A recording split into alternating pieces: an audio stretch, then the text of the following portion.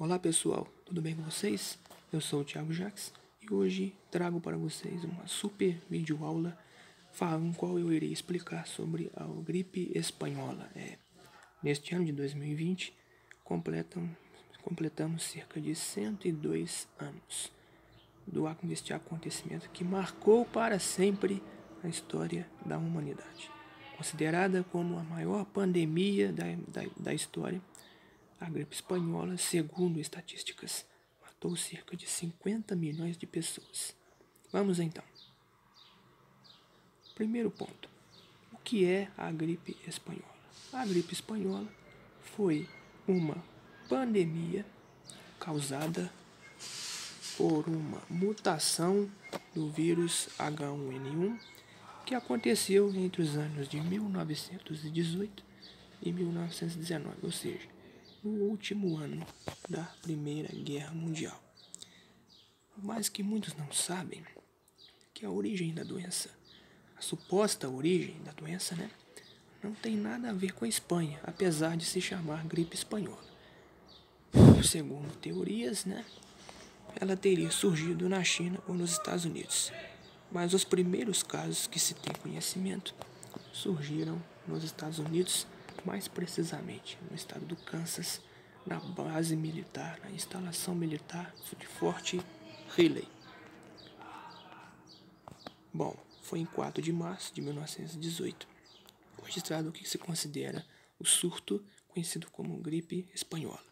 Nunca uma pandemia se alastrou tanto de uma forma tão assustadora, tão rápida como a gripe espanhola. Bom, as estatísticas em relação às mortes são imprecisas e variam muito. Os países não possuíam sistemas estruturados de vigilância sanitária na época. E o controle epidemiológico, o que se sabe é que a proporção foi avassaladora. Então, de acordo com o gráfico de setores, calcula-se que 1/5 da população mundial tenha sido infectada. Muito bem. Bom, e a epidemia? A gripe espanhola eclodiu, como nós vimos, no último ano da Primeira Guerra Mundial. Muitos especialistas divergem sobre se o conflito foi ou não responsável pelo surgimento da epidemia. E vários especialistas dizem que sim. Por quê? Como ela surgiu nos Estados Unidos, os primeiros casos foi entre soldados. O primeiro paciente foi o soldado Albert Gitchell, da base militar, da instalação militar Fort Riley. Ele foi internado com suspeitas de gripe no dia 11 de março de 1918. Depois, dentro de algumas semanas, outros 1.100 soldados da mesma instalação militar de Gitchell foram infectados e apresentaram internados com os mesmos sintomas. Então, quando esses soldados foram enviados à Europa para lutarem na Primeira Guerra Mundial, o que aconteceu? A doença se instalou na Europa e depois se espalhou pelo resto do mundo, através das viagens comerciais, viagens das pessoas e também trocas comerciais de mercadorias, transportes de mercadorias levaram a doença para a Europa e para o resto do mundo. Bom, e como chegou no Brasil? Bom, a rota gripe espanhola no Brasil veio através de um navio inglês chamado Demerara. Ela chegou no Brasil em setembro de 1918. O que aconteceu? Esse navio, ele era oriundo de Lisboa. Ele é inglês, veio de Londres, passou por Lisboa e depois passou pelos portos de Salvador, Recife e Rio de Janeiro. No dia 28 de setembro de 1918, a doença chegou a Fortaleza, a bordo do barco do vapor Ceará, da companhia Lloyd Brasileiro. A embarcação ela vinha dos Estados ao Sul, onde a epidemia acabara de chegar. E por que ela é chamada de espanhola? Bom, ela é chamada de espanhola porque os países envolvidos na Primeira Guerra Mundial, eles censuravam a imprensa, ou seja, eles não podiam falar ou publicar notícias sobre fazer a cobertura, da epidemia. Não podiam, porque para não passar uma certa imagem de fraqueza para o adversário. Eles tinham medo de as notícias sobre a doença fazer que a moral dos soldados caísse. e também para não espalhar um pânico à população. Então, como a Espanha não participava da guerra, ela ficou conhecida no mundo por fazer a cobertura da doença. Logo, a sua imprensa tinha liberdade para publicar notícias sobre a doença. Lá, as notícias, por isso que ela é conhecida como gripe espanhola, porque a Espanha, como era milita na guerra, tinha liberdade para fazer cobertura sobre a doença. Beleza? Muito bem. Bom, então, até o rei Afonso XIII foi infectado, o que contribuiu para associar o nome da gripe ao país. Bom, e o vírus transmissor? A epidemia ela foi causada por um vírus do tipo A, né? O subtipo H1N1. Olha aí, o famoso vírus da gripe. Tá? O mesmo da pandemia de 2009, ficou conhecido como gripe suína. Bom,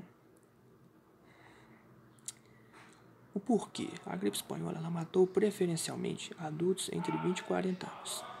Ou seja, ela acabou contrariando a tendência natural de crianças e idosos serem mais vulneráveis. Tá? Acabou contrariando. O subtipo da gripe ele é determinado por duas proteínas que envolvem o vírus. Está aí o desenho para vocês verem. Tá? Dois subtipos. Primeiro, hemaglutinina. O que é isso? Uma parte que se situa na camada externa. Ela é responsável pela ligação do vírus às células do sistema respiratório. O número ele é bem definido com base na variação de aminoácidos. Há mais de 15 tipos conhecidos, H1, H2 e H3. São os mais comuns nos vírus que infectam humanos. O segundo é a neuraminidase. Ela faz papel oposto ao da hemaglutinina. Uma permite a aderência das células e a outra possibilita que o vírus deixe a célula para invadir outra. Das pelo menos 9 variedades conhecidas, a N1 e N2 são as mais comuns nos vírus que atingem os seres humanos. Bom, com base em quais proteínas estão presentes, são definidos subtipos da gripe, além do H1N1, há o H5N1, da chamada gripe aviária. O H3N2 é mais comum em circulação no nosso país. Tá? Muito bem.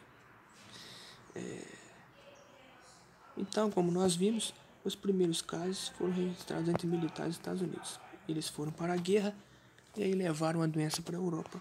E esta da Europa se espalhou pelo mundo inteiro. Tá aí o Albert Einstein para você. Né? Ele com aparelhagem aí, né? Internado lá na unidade militar. Aí o rei Afonso XIII, né? Que também foi uma das vítimas célebres da doença. E os jornais, lá no... Bom, vamos ver então agora o efeito devastador da epidemia mundial de 1918. Olha lá, em apenas um ano, a gripe espanhola matou 50 milhões de pessoas em todos os cantos do planeta. Os cantos da Terra. Como era o tratamento? O tratamento consistia apenas em aliviar os sintomas do paciente, porque os médicos da época, eles não tinham conhecimento necessário para tratar com a doença. Porque, em primeiro lugar, era uma doença nova. Aí está a média de mortes por ano. 50 milhões em apenas um ano. Veja a comparação total de mortes. A Primeira Guerra Mundial, nos 4 anos que ela ocorreu, matou 8 milhões e meio. E só a gripe espanhola em apenas um ano matou 50 milhões. O Holocausto, né, do nazismo, de 1933 a 1945, matou 11 milhões. E a Segunda Guerra Mundial, né, 15 anos, se eu não estiver enganado, 60 milhões, de 1939 a 55. Ou seja, foi algo devastador. Aqui no Brasil, ela atingiu especialmente mais a cidade de São Paulo. Veja só os números do gráfico. Ela duplicou mortes na capital paulista a partir de 1918. Lá de 1918 para 1919. Olha que subida da curva, hein? 14.811 infectados. Bem, aí os jornais da época, né, publicavam, ela dominava o cenário mundial. Vejam só. Ou seja, em todos os lugares que a gripe atingiu, ela atingiu em cheio, ou seja, causou colapso do sistema de saúde, porque muitos não conseguiram ter acesso. E eles combateram a doença, conseguiram diminuir os casos, fazendo isolamento social. Muito bem, esta foi